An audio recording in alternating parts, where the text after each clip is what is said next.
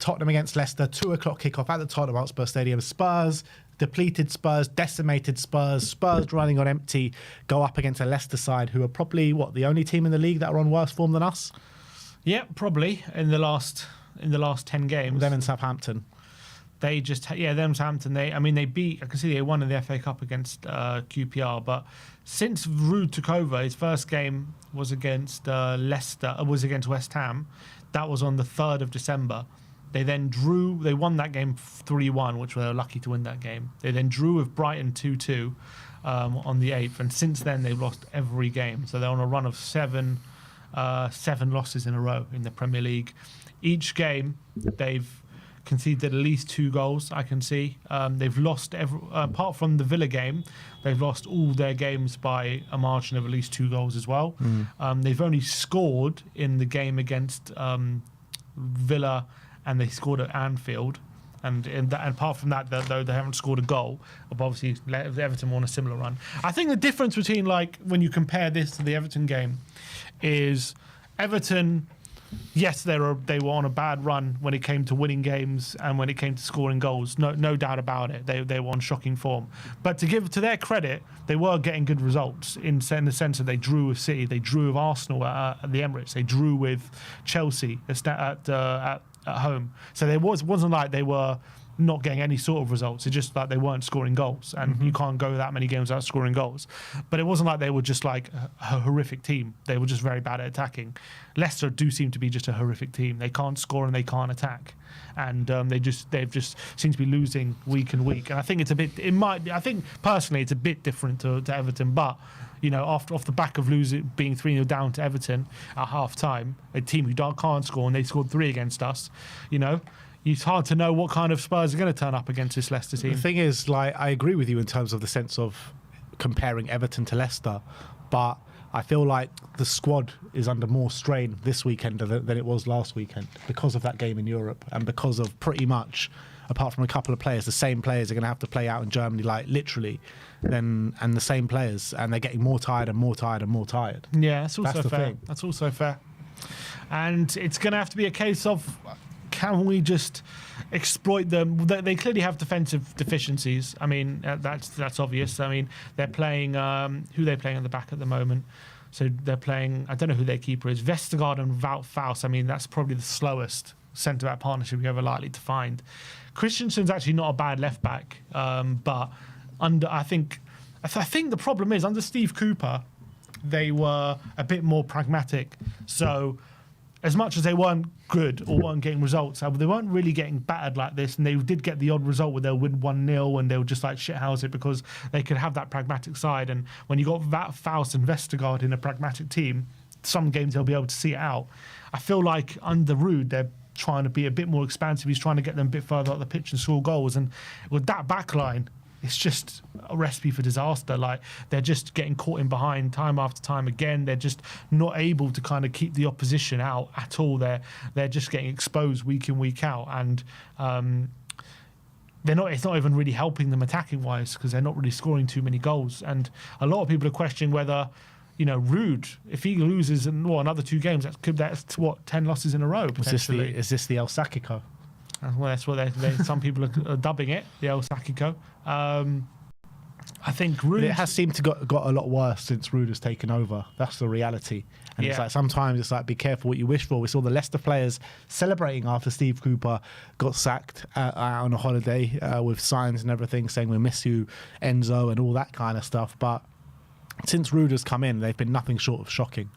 And under normal circumstances, I would expect a Spurs battering here. But because of the state of the squad and because of how much we're tiring within games, you saw it on Thursday night. After half an hour, Spurs was spent.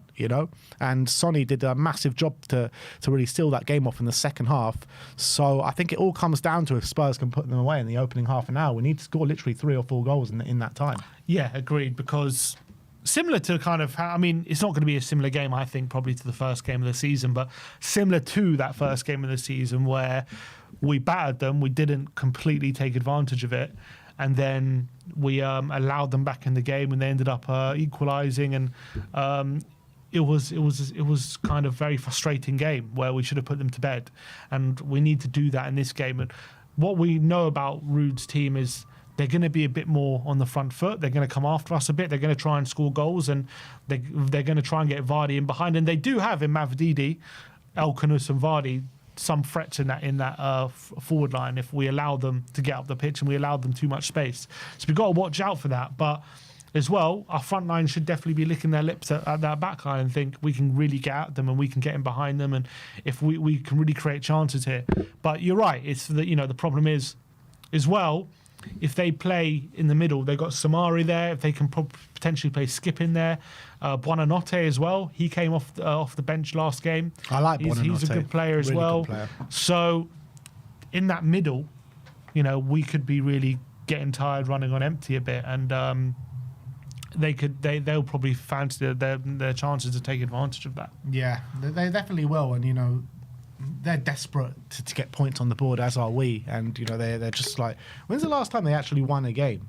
The last time they beat was West Ham in Ruud's first game. Yeah, where West Ham had about 30 shots. Yeah, and even before that, so that the team they beat before that was Southampton in October. Bloody hell! Yeah, and then they did beat Bournemouth, to be fair, but that was under Cooper.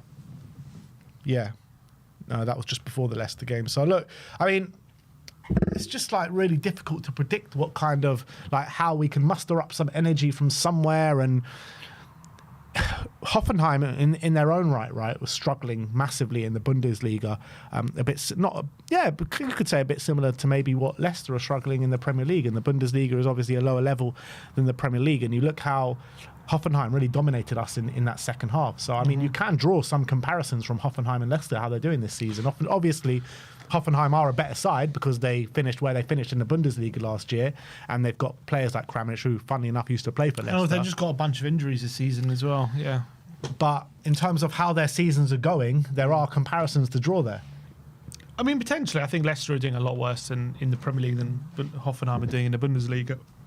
Because Hoffenheim, I think, are just outside the relegation zone, and I think Leicester are, rooted near the bottom at the moment. It doesn't seem they're close. They are technically close points wise to getting out, but in terms of they're just losing every single week. How many points are they on? 14. So I guess there are comparisons. I do think Hoffenheim, the difference is Hoffenheim are a European team who are having a bad season, but they're a team who finished last season in European positions, which is why they're in Europa League. Leicester are a promoted team who might be just out of their depth in the Premier League, whereas Hoffenheim, at their best, they're a good team and can play. I guess that's the difference. But it's going to be, obviously, added to that was Skip and Winks coming into it, facing their old team. That adds probably another aspect to the game, and that probably a little spice to them. They'll love to get a result at the Tottenham Stadium. The fact that we've only won one of our last, 10 Premier League games? 1 of 10. We've won 1, drawn 2, and lost 7. Yeah.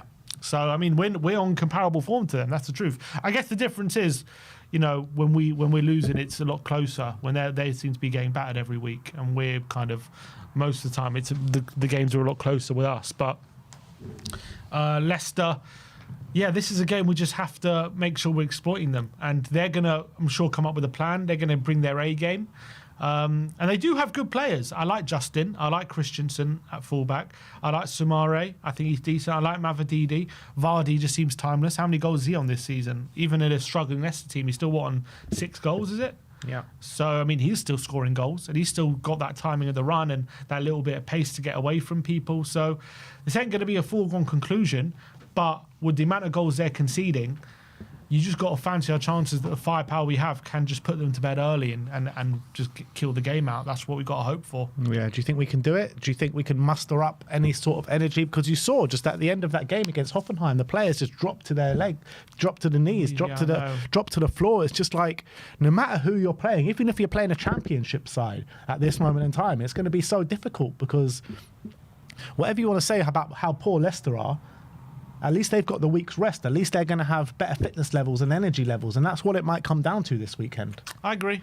Obviously, Bentancur, Davis, Kinski, potentially Richie. they should be, don't have that many minutes to their legs in terms of just like constant football right now. So maybe they won't be feeling it as much as the other players.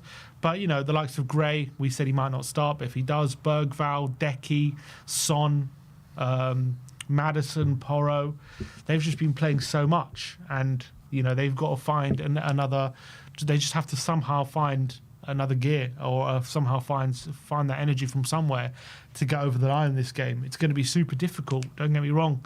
I think even though we're playing, even if we're playing Southampton, we would have difficulty, I would say. That's what I'm saying, yeah. I'd actually say we'll have probably more difficulty against Southampton than Leicester, watching them two play at the moment. I do think on genuine quality about how the manager sets them up and how they're implementing their game plan, I do think currently right now Leicester are the worst team in the league. Yeah, I think that's true. I think Rude doesn't really know how to get what he needs out of this team. It was a strange managerial change, wasn't it? Cooper to Rude, because I mean, as much as whatever you want to say about Cooper and the style of play, it wasn't great to watch and everything, but he wasn't this bad, and they weren't kind of rooted to second bottom. Yeah, he was getting a few results, wasn't he? Yeah. And beat us. I mean, drew with us. Drew with us. They beat Bournemouth. They got a few results. They were a few seconds away from getting a draw at the Emirates. I think they've got more. They were more likely to stay up with Cooper than they are with Rude, that's for sure. But I think what the problem was last season they played some beautiful football under Maresca, and then they bring in Cooper. He brings in this like real pragmatic kind of. It's not, and as well they didn't. It's not like sack Maresca, is it? They kind of brought Maresca. Maresca left for Chelsea, and then they went in a different direction. And the Leicester fans are like, the Leicester fans are probably feeling we didn't change the system because it wasn't working. We changed it because Maresca left, and all of a sudden we brought in Cooper in. So what if we just go back to playing attacking football like we did under Maresca? Maybe it would work, and maybe we would get results. But it's not working. Realise, though, that they were doing that in the Championship, not the Premier League. No, I realise that, but it's hard to when you're in it, right? You don't really see that. You're just thinking, we need to get back to how close to what we were doing, what was working under Maresca, and maybe that can start yielding results again. And now they've brought in Rude, and they've brought in a more attacking style of play, and it's backfiring at the moment, it feels. Do you think Leicester will fancy their chances going up against us this weekend? They definitely. On the back of the form that they've been on, they got to get some points at some point. Definitely. And when you're coming up against Spurs in the form that we're on with the energy levels and this decimated squad, I agree. I mean, they're really going to come and fancy their chances. And the last game that we actually won at Tottenham, what was it? Was it Villa? Villa. That seems like in the league, yeah.